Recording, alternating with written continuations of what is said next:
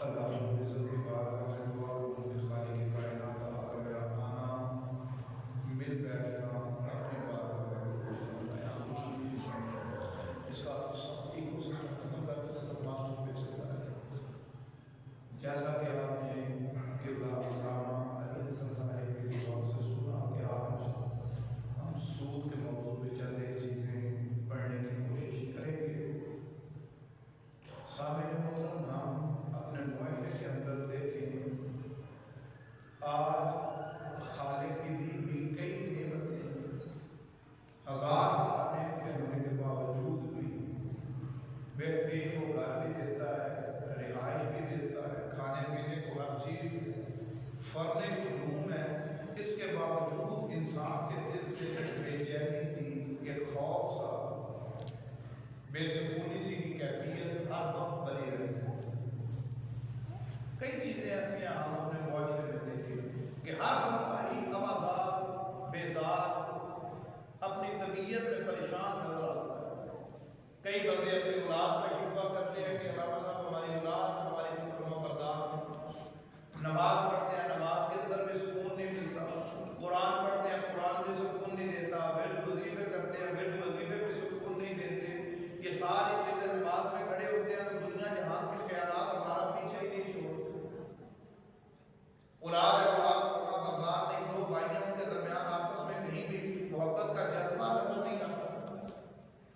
یہ ساری چیزیں ہمارے معاشرے کے اندر ایک عجیب سی کیفیت ہے. جب ان ساری چیزوں کے پیچھے ہم ان اسباب کو تلاش کرتے ہیں کہ ایسی کیا وجہ ہے کہ یہ سارا کچھ ہونے کے باوجود، اللہ کی نعمتیں ہونے کے باوجود ہر انسان میں سکونی کی کیفیت ہے، ہر انسان میں چینی کی کیفیت ہے. کیوں نماز کے اندر اس کا دل نہیں لگتا؟ کیوں قرآن اسے سکون نہیں دے رہا؟ کیوں ورد وظیفے اسے سکون نہیں دے رہے؟ کیوں نمازیں اسے سکون نہیں دے رہی؟ اللہ تعالیٰ کا وظائف اسے سکون نہیں دے رہے. یہ ساری چیزیں جب سامنے رکھ کے اسباب تلاش کرتے ہیں، سامنے محترم جو سب سے میجر سبب نظر آتا ہے وہ یہ ہے کہ ہم جو رزق کھاتے ہیں اس میں کہیں نہ کہیں حرام کی ملاوٹ ہوتی ہے. جب انسان رزق حرام کھاتا ہے اس کے بعد پھر انسان کا دل مردہ ہو جاتا ہے. جب دل مردہ ہو جاتا ہے پھر نہ نماز میں دل لگتا ہے، نہ قرآن سکون دیتا ہے، نہ فرض علوم سکون دیتے ہیں. پھر کوئی بھی نعمت سکون نہیں دیتی کیونکہ اس کے رگوں کے اندر دوڑنے والا خون حرام کا ہوتا ہے. حرام انسان کے ضمیر کو مار دیتا ہے. آپ دیکھیں ایسے لوگ اس طرح انسان کے ضمیر کو کھا جاتا ہے حرام رزق کہ انسان گناہ کر کر کے اسے گناہ ہی نہیں لگتا، اسے برائی ہی نہیں لگتی. آپ معاشرے میں چلے جائیں، کئی لوگ نماز پڑھی نہیں ہوگی مگر ان کا ضمیر نہیں بتائے گا کہ نماز فرض تھی تو نے نہیں پڑھی، کیونکہ ضمیر نے بتانا چھوڑ دیا گناہ کا.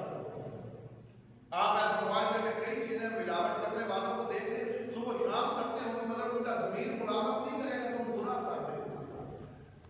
دھوکہ دینے والے، جھوٹی قسمیں کھانے والے، یہ سارے کام کرنے والے مسجد کی پہلی صف میں آگے نماز بھی پڑھتے ہوں گے مگر اس کے باوجود وہ سارے انہیں گناہ نہیں لگے گے. وہ اپنی جگہ میں نیکی اور ثواب یہ کر رہے ہوں. کیوں کہ اس حرام رزق نے ان کے دل کو مردہ کر دیا. یہ حرام رزق جب انسان کے دل کو مردہ کر دیتا ہے تو حضرت بشر حافظ علیہ الرحمہ آپ نے فرمایا تھا پھر انسان اگر 5 نمازیں بھی آ کے پڑھے، کعبے کے چکر بھی لگا کے آ جائے، وہ عبادت نہیں ہوتی، وہ صرف اس کی پریکٹس ہوتی ہے کہ وہ ڈیلی نماز پڑھتا تھا، بس اب پریکٹس کرتا ہے کہ وہ ڈیلی اس عادت کے مطابق مسجد میں آ جاتا ہے. وہ اللہ کی عبادت نہیں ہوتی، اس کی پریکٹس بن چکی ہوتی ہے عبادت. اس طرح انسان کو رزق حرام کھا لیتا ہے، تباہ کر دیتا ہے. آج ہم اس بات خیال نہیں کرتے کہ ہم رزق حلال کھا رہے ہیں یا حرام کھا رہے ہیں. پھر اس رزق حرام کے آگے کتنے بھی ذرائع ہیں. اس پہ نظامت عدالت کے زیر انتظام جو نشستیں ہوئی ان میں ہم گفتگو کر چکے ہیں. ان میں سے آج جو ایک نشست ہے وہ سود سے متعلق ہے. علامہ صاحب بیٹھنے دیں، جہاں بیٹھے اللہ تعالیٰ آپ کو جزا دے. جو جہاں آگے بیٹھتے اس کو بیٹھنے دے، بس گفتگو چل رہی ہے. اللہ تعالیٰ آپ کو برکتیں عطا فرمائے، اللہ عزتوں سے نوازے، اللہ کی شان کرے. ان میں سے ایک چیز سود ہے. آج ہمارا معاشرہ اگر آپ توجہ دیں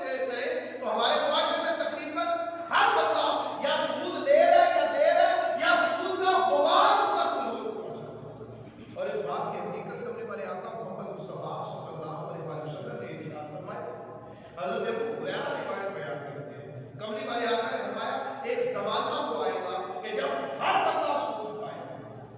اگر ہر بندہ سود نہیں کھائے گا تو اس تک سود کا غبار ضرور پہنچے گا, اس تک سود کی گند ضرور پہنچے گی. اگر ہر بندہ سود نہیں کھائے گا تو سودی نظام کی وجہ سے اس کا کہیں نہ کہیں سے کسی نہ کسی سمت سے کسی نہ کسی دیش سے سود کہیں نہ کہیں اس کے پاس ضرور پہنچ رہا ہوگا. آج آپ اپنے معاشرے کو دیکھیں, والدین بوڑھے ہو گئے, ساری زندگی وہ بچتے رہے, آج نوجوان نسل کے ہاتھوں میں موبائل ہے, جدید اپلیکیشن ڈاؤن لوڈ کیجیے, آپ $2 رکھوائیں, آپ کو 24 گھنٹے کے بعد $1 ملے گا. سود ہے جو ایک نسل بچتی آ رہی تھی, آج کی نوجوان نسل نے اسے ماڈرن اپلیکیشن کے طور جوئے کے نام short way to get money کے لیے نوجوان نسل نے اپنے سارے گھرانے کو اس حدیث کا استعمال کرا دیا ہے کہ ہر بندے کا سود کا غبار پہنچے.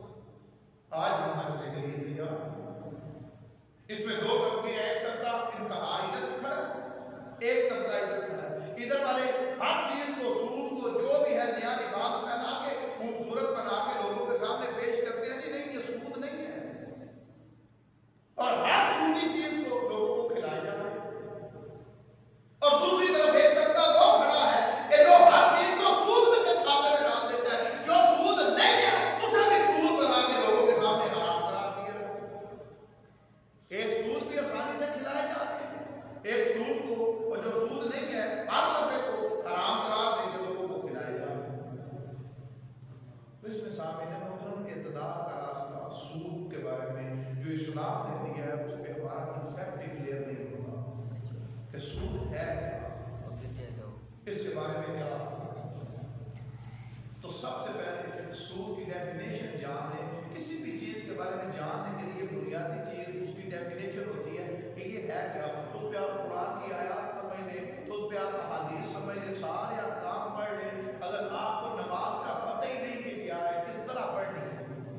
ایک بندہ آپ کو کہے بھی نماز قائم کرو, نماز قائم کرو, قرآن یہ کہتا ہے, حدیث یہ کہتی ہے, صوفیاء یہ کہتے ہیں, وہ سارے حکم بھی آپ کو سنائے جائیں, آپ کو اگر پتہ ہی نہیں کہ نماز نام کس چیز کا ہے, آگے وہ عبادت کا نام ہے, تو آپ کو کیا فائدہ ان ساری تعلیمات کا.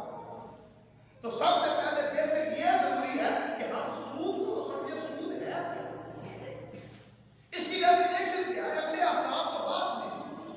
وہ دو طبقے, ایک جو لباس پہنا کے سود کھلائے جا رہے ہیں, اور ایک جو ہر دفعے کو سود کے کھاتے میں ڈالتا جا رہا ہے. ان میں سے بچے تو صحیح سود ہے کیا, پہلے جان. اس میں امام اصفہانی رحمہ اللہ بیان کرتے ہیں سود کے لیے سامنے عربی زبان میں ربا کا لفظ استعمال ہوتا ہے. ربا کا مطلب ہوتا ہے زیادتی, اضافہ. عربی زبان میں قرآن مجید میں جو میں نے آیا ہے دوبارہ کا پڑھی, اس میں بھی ربا کا لفظ ہے. یا ایھا الذین آمنوا لا تأکلوا ربا. ربا کہتے ہیں زیادتی. اب زیادتی جب سود کے لیے لفظ استعمال ہوتا ہے تو اس پہ امام اصفہانی لکھتے ہیں, آپ فرماتے ہیں کہ اصل مال پر زیادتی یہ ربا سود ہے, مگر ہر زیادتی حرام نہیں. زیادتی وہ حرام ہے جو تم شروط کے ساتھ طے کر کے, متعین کر کے, وقت کی قید لگا کے دو, وہ زیادتی حرام ہے. بلکہ ابن منصور آپ لکھتے ہیں کہ زیادتی دو طرح کی ہے. ایک زیادتی وہ ہے جو حرام ہے. وہ زیادتی جو حرام ہے وہ ہے کہ جو آپ کسی بھی قرض پر پہلے سے طے کر کے, شرط کے ساتھ مقید کر کے, متعین کر کے دیتے ہیں, یہ حرام ہے اسلام کے اندر. آپ نے کسی کو قرض دیا, 1 لاکھ دیا, 2 لاکھ دیے, آپ سے کہتے ہیں بھائی مجھے مہینے بعد جب واپس کرو گے تو تم 1 لاکھ روپے مجھے 1000 روپیہ ساتھ اضافی دو گے. اگلے مہینے اس کے پاس نہیں تھے, آپ پے لینے کے لیے, وہ کہتا نہیں بھائی مجھے 2 مہینے کا ٹائم دے دیں. وہ کہتا ہے ٹھیک ہے 2 مہینے بعد پھر تم 2000 دے دینا ساتھ. پھر ایک وقت آتا ہے کہ بڑھتے بڑھتے بڑھتے یہی زمانہ ہے جاہلیت میں تھا سود, کہ اصل رقم کم رہ جاتی تھی, وہ سود کی رقم کئی گنا آگے بڑھ گئی.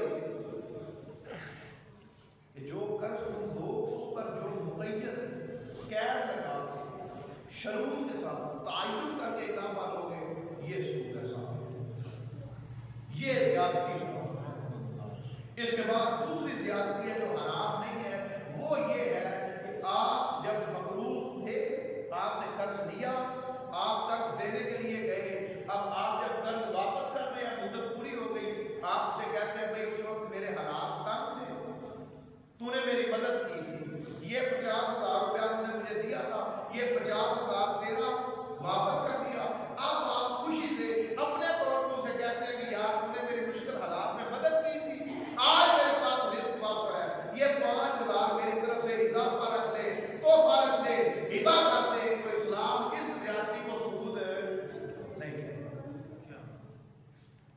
زیادتی کو جو پہلے طے کرتی تھی، مقید کرتی تھی، قید لگا دی تھی، تعین کر دیا تھا کہ مجھے اتنے چاہیے، یہ سود ہے۔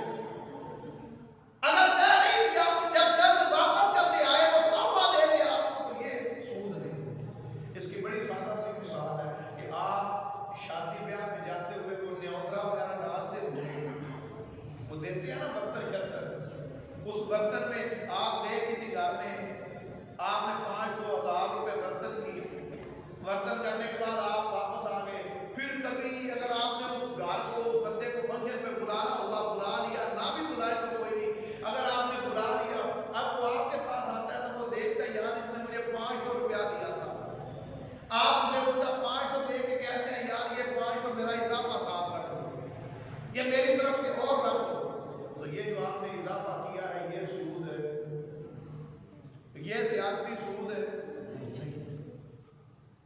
پہلی ڈیفینیشن وہ جان لیں کہ زیادتی وہ سود ہے جو پہلے تعین کر کے شرط کے ساتھ قید لگا کے دی جائے، وہ سود ہے۔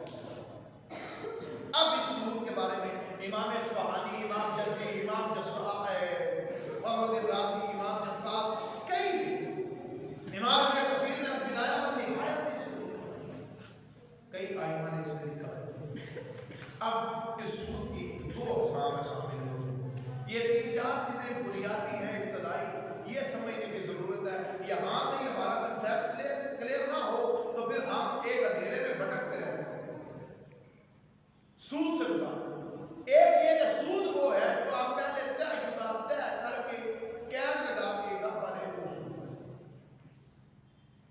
اور اس سود کو ربا جاہلیہ کہتے ہیں، یہ زمانہ جاہلیت میں بھی آتا ہے، اسے ربا نسیہ بھی کہتے ہیں، اسے ربا قرآن بھی کہتے ہیں، کیونکہ قرآن مجید میں اللہ نے اسے حرام قرار دیا۔ یہ جو سود ہے قرض دے کے اس پہ اضافہ ہے، اس کے بارے میں امام طبری آپ لکھتے ہیں کہ یہ جاہلیت میں رائج تھا، جب قرض تھا مدت پوری ہونے پہ اپنا قرض واپس لینے جاتا، اگلا بندہ اگر کہتا کہ میرے پاس نہیں ہے مجھے اور ٹائم دو، تو وہ کہتا کہ اگر مدت چاہیے تو پھر اس میں مزید اضافہ کرو۔ یہ زمانہ جاہلیت میں سود کا نظام چلتا، جو قرض ہوتا اس پہ اضافہ وقت کے ساتھ بڑھتا چلا جاتا، ایک مہینے میں 1000 کے ساتھ 100 تھا، 2 مہینے میں 200، 3 مہینے میں 300، 4 مہینے میں 400، ایک وقت آتا تھا کہ سود کی رقم بڑھ جاتی تھی، اصل قرض تھوڑا سا ہوتا تھا، اور کئی نسلیں وہ سودی رقم اتار کے گزر جاتی تھی، سود کی رقم ختم نہیں ہوتی۔ یہ زمانہ جاہلیت میں آتا، اور اس میں زمانہ جاہلیت میں سامعین محترم بڑے بڑے قبائل سود لیا کرتے تھے، مکہ کے بڑے بڑے قبائل، بنو مغیرہ، بنو عامر، بنو عبد شمس، یہ سارے سود لیا کرتے تھے، ان کے ہاں یہ رواج بن چکا تھا، سود عرف بن چکا تھا۔ امام قرطبی اپنی احکام القرآن میں لکھتے ہیں کہ زمانہ جاہلیت میں عرب قبائل کے درمیان یہ سود کا لین دین عرف بن چکا تھا، عام تھا کہ انہیں یہ گناہ لگتے ہی نہیں، ان کے ہاں یہی کاروبار تھا۔ اور بڑا معروف واقعہ ہے بنو ثقیف اور بنو مغیرہ۔ بنو ثقیف جو تھے یہ طائف کے رہنے والے تھے، بنو مغیرہ مکہ کے رہنے والے تھے، اور ایک قبیلہ پورے قبیلے سے سود لیا کرتا تھا، ایک دو بندوں کی بات نہیں ہو رہی، فردن کی نہیں، اب تجارتی سود ہے، کمپنی سے سود لے رہی ہے، قبیلہ سے سود لے رہے ہیں، بینک سے سود لے رہے ہیں، آج مارکر اگر ایرا میں دیکھا جائے تو بینک سے سود لے رہے ہیں، آپ کی کمپنی ہے، آپ کسی بینک سے سود لیتے ہیں، تو یہی زمانہ جاہلیت میں بنو مغیرہ بنو ثقیف سے سود لیا کرتے ہیں، پورا قبیلے سے سود لیا کرتا، اور جب سود لیا کرتے تھے بنو مغیرہ بنو سکیم سے، تو اس میں رقم دیا کرتے تھے۔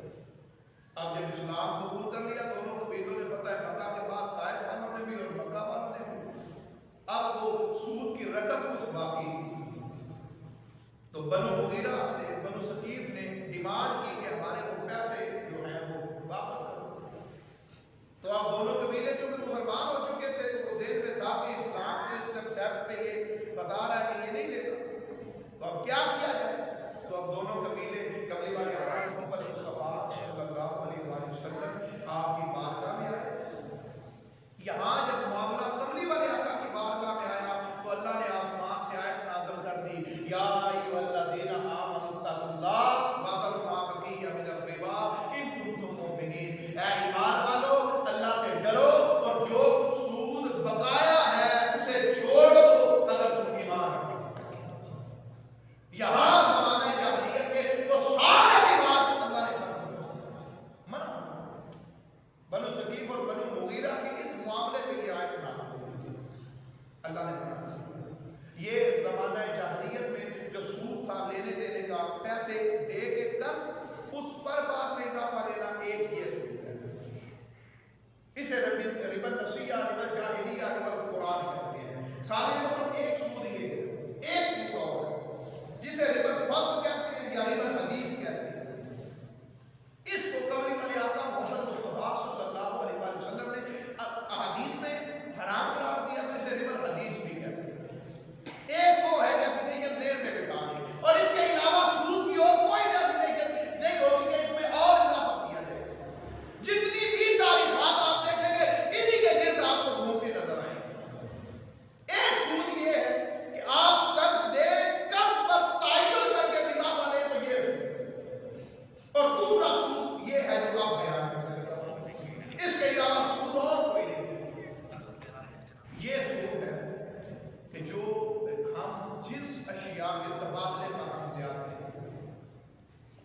آپ نے جنس کے بدلے جنس بدلی، آپ کے پاس چاول تھے، سپر چاول تھے، بہترین تھے، آپ کہتے ہیں کسی بندے کے پاس یہ آج کل گندم کا موسم ہے، گندم کی بجائی چل رہی ہے، کوئی بندہ کہتا ہے یار میرے پاس بیج بڑا بہترین گندم کا پڑا ہوا ہے، آپ کہتے ہیں کہ مجھے ایسا کر ایک من بیج دیتے، میرے پاس یہ گندم پڑی ہے یہ لے لو، وہ کہتا ہے کہ میری اچھی ہے، تم ایسا کرو کہ 1.5 من مجھے دے دو، مجھ سے من بیج لے لو۔ تو یہ جو گندم کے تبادلے میں اس نے 20 کلو کا اضافہ لیا، اسے سود کہتے ہیں۔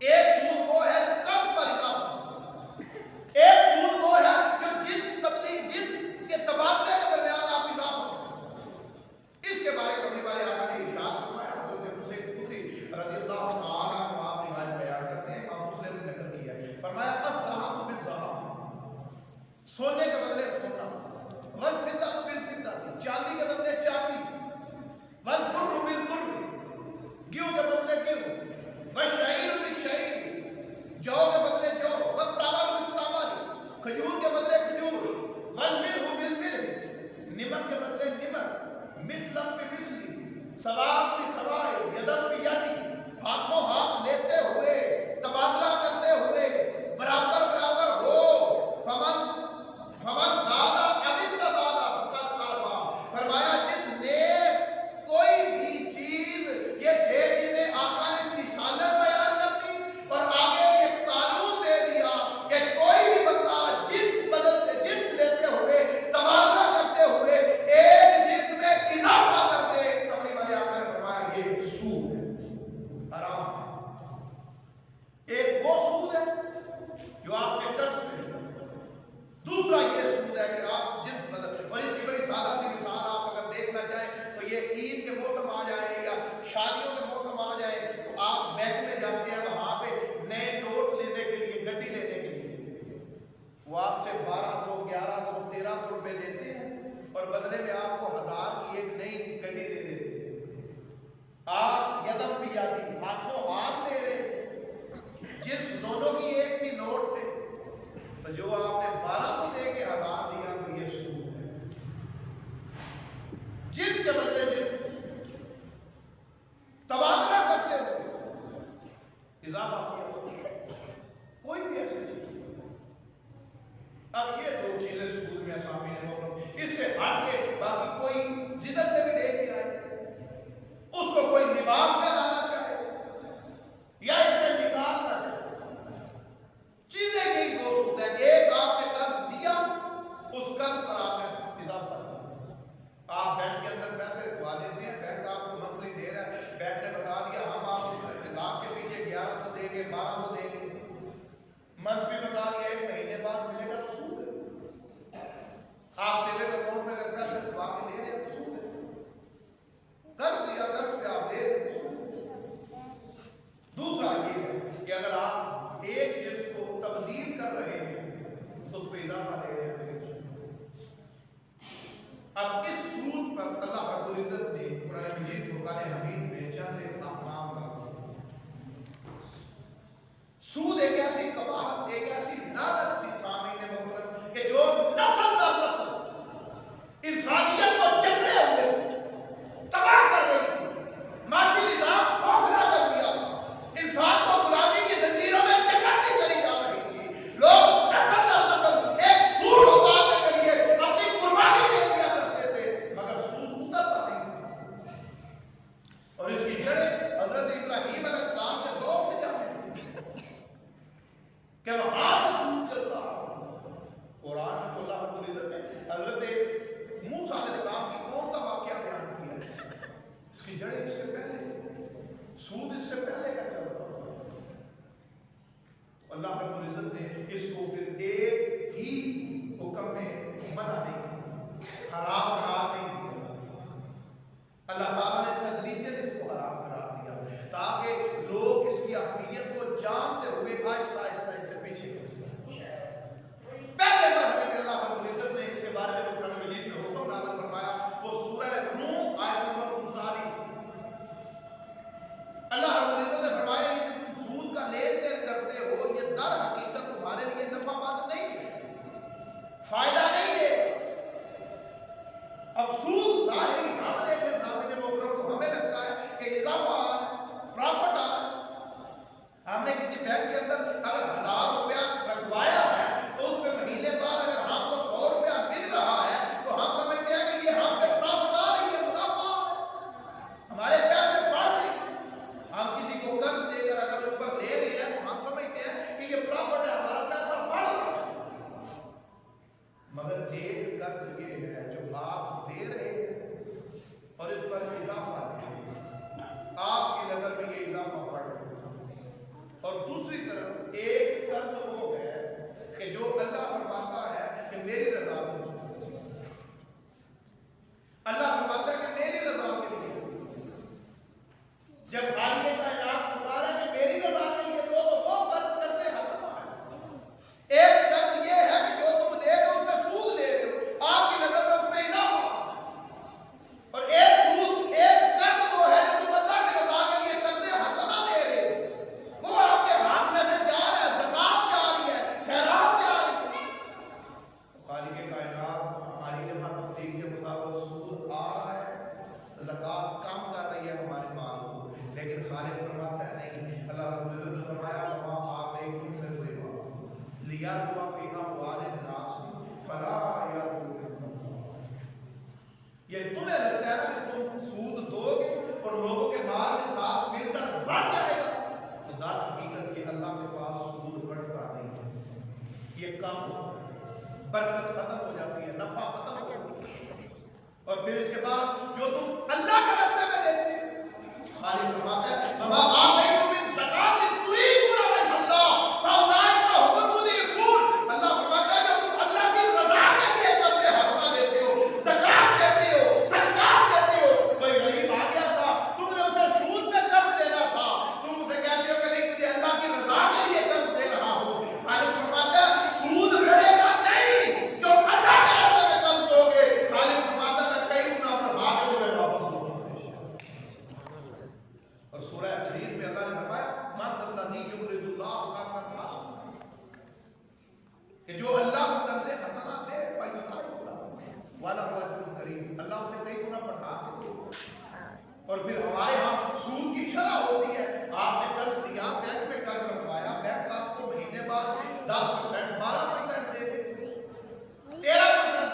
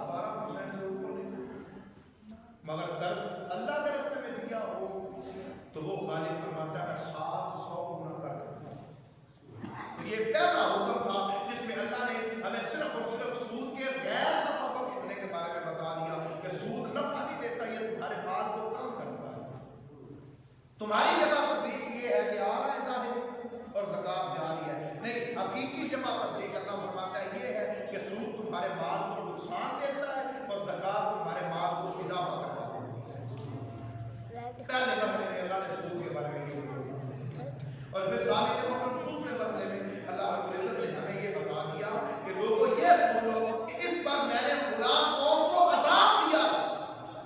अल्लाह रब्बुल इज़्ज़त ने अज़ाब की बात की कि मैंने अज़ाब दिया। जैसे कोई भी यहाँ पे ये बच्चे पढ़ते हैं तो इन बच्चों के पढ़ने में अगर आप देखें तो पहले दिन जो उस्ताद है अगर किसी बच्चे को देखता है कि ये बुराई कर रहा है, गलत कर रहा है, कोई भी काम कर रहा है, तो तरबियत ये है कि पहले दिन उस्ताद कहता है कि छोड़ दो यार, टाइम ज़ाया कर रहे हो, इसमें कोई फायदा नहीं होगा। अगर उसके बाद वो बच्चा दोबारा काम करता है तो उस्ताद अगले दिन उसे समझाता है कि इस वजह से मैंने फुला को मारा, तुम भी मार खाओगे, बच जाओ। तो पहले दिन अल्लाह ने पहले हुक्म में अल्लाह ने उसी तरह पहले बताया कि सूद नफ़ामंद नहीं है, ये तुम्हारे लिए फायदेमंद नहीं, इससे बच। अगले हुक्म में अल्लाह ने बताया मैंने फुला कौम को अज़ाब दिया, इसको तदरीजन अल्लाह ने बताया और फरमाया फामिसुल मिनल्लज़ीना हादू हर्रमना अलैहिम तय्यिबा, कि हमने यहूदियों पर हलाल चीजें भी हराम कर दी, हलाल चीजें भी हराम कर दी।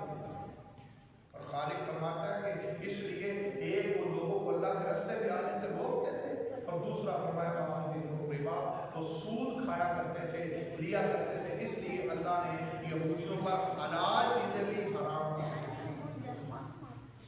एक सवाल है, ये दूसरा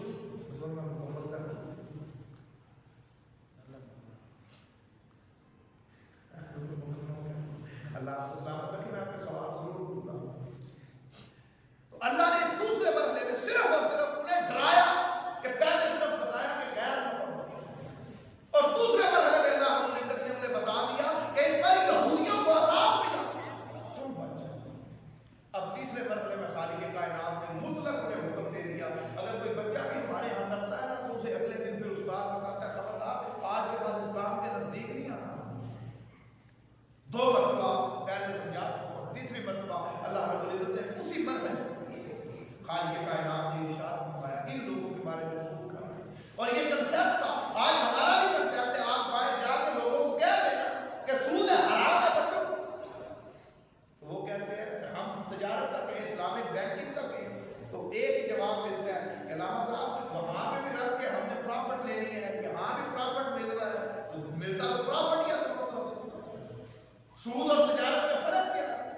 तो ये यहूदियों और उन काफिरों का भी तसव्वुर यही था कि क्या इन दोनों में फर्क है। अल्लाह रब्बुल इज़्ज़त ने इरशाद फरमाया अल्लज़ीना याकुलूना रिबा ला यक़ूमून, क़यामत वाले दिन ये सूद खाने वाले खड़े नहीं होंगे इल्ला कमा यक़ूमुल लज़ी यतहब्बतु शैतानु मिनल मस, ये सूद खाने वाले मैदान महशर में खड़े नहीं हो सकेंगे मगर लोगों की तरह जिसे किसी असेब ने, शैतान ने, शैतानी ताकत ने जकड़ लिया हो, वो अपने पांव पे खड़ा नहीं हो सकता, कभी इधर गिरता है मस्त होके, कभी इधर गिरता है। अल्लाह फरमाता है ये सूद खाने वाले खड़े नहीं हो सकेंगे मगर उन लोगों की तरह जिन्हें किसी शैतान ने मस्त कर लिया हो, किसी असेब ने जकड़ लिया हो, ये मैदान महशर में भी उठते गिरते पड़ते हुए आ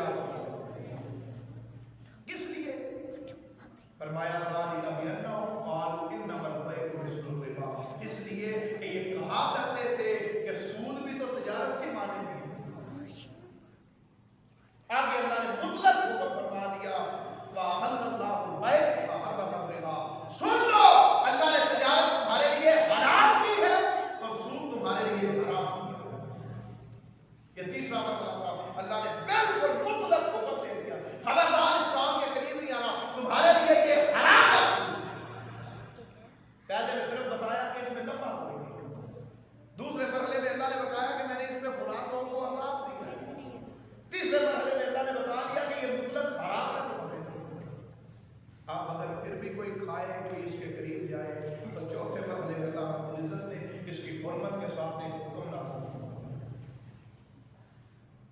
इसके बाद भी अगर कोई खाता है तो वो बड़ा कमाल खालिक़ कायनात ने हुक्म नाज़िल फरमाया, उस पर ज़रा कि वो हुक्म अल्लाह रब्बुल इज़्ज़त ने क्या नाज़िल किया। अल्लाह रब्बुल इज़्ज़त ने इरशाद फरमाया, यहाँ पे वो आया मुबारका है कि जो बनु सकील और बनु मुगीरा के लिए नाज़िल हुई। अल्लाह ने फरमाया या अय्युहल्लज़ीना आमनू तक़ुल्लाह वज़रु मा बक़िया मिनर रिबा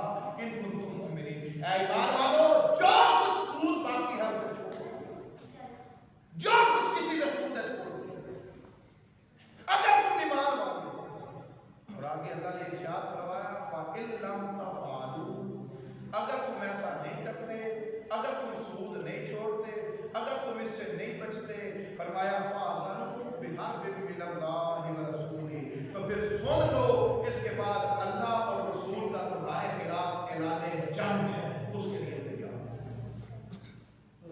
بندہ کوئی اور گناہ کرے اللہ توفیق توبہ دیتا ہے، نماز رہ جائے اللہ توفیق دے دیتا ہے، کوئی اور گناہ ہو جائے اللہ توفیق دیتا ہے، مگر سود ایک ایسی لعنت ہے جو سود کھاتا ہے یا کاروبار کرتا ہے، اللہ فرماتا ہے میرا اعلان جنگ ہے، میرے ساتھ جنگ کی ہوگی، اب کوئی توبہ کی توفیق نہیں۔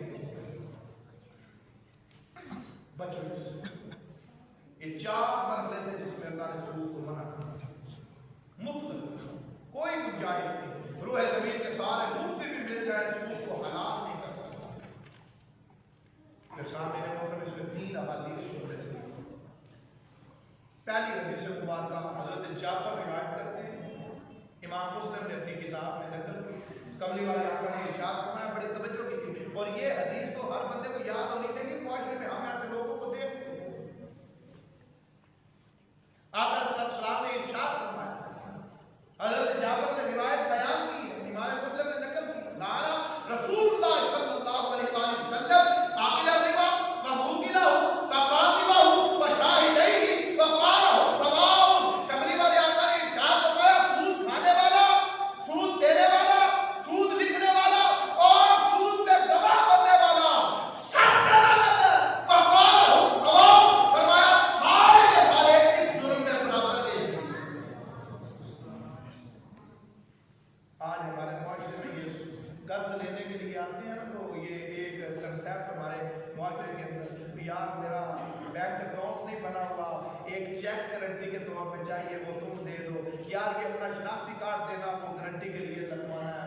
جو گواہ بنا، کملی والے آقا نے فرمایا اس پر بھی لعنت، بولے اس پر بھی حدیث کے الفاظ میں آپ نے طرف سے کہا، بڑی معروف حدیث ہے۔ سود کھانے والا، سود دینے والا، سود لکھنے والا اور جو گواہ بنے، فرمایا سارے کے سارے برابر ہیں، اور سب پر لعنت رسول اللہ صلی اللہ علیہ وسلم، اللہ کے رسول نے لعنت۔ اور پھر اگلی حدیث مبارکہ اسے امام احمد نے اپنی کتاب مسند میں اور پھر امام ابن ماجہ نے سنن میں نقل کی ہے۔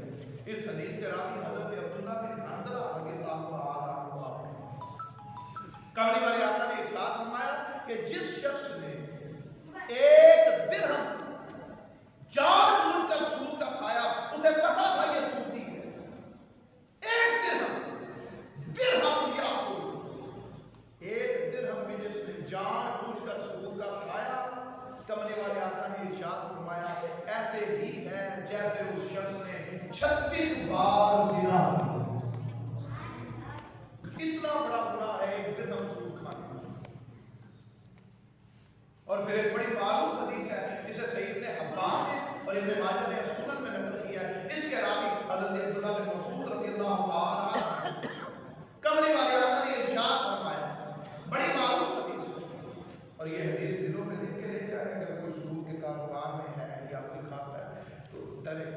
کملی والے آقا نے ارشاد فرمایا الربا ثلاثۃ وسبعون باب، سود کے 73 درجے ہیں، 73 دروازے ہیں، 73 درجے ہیں۔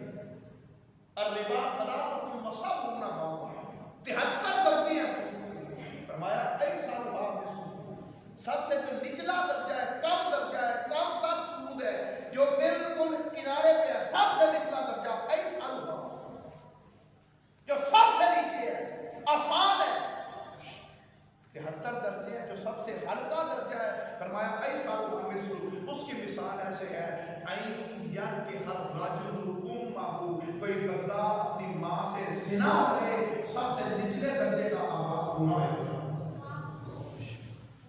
سب سے نچلے درجے کا گناہ ہے۔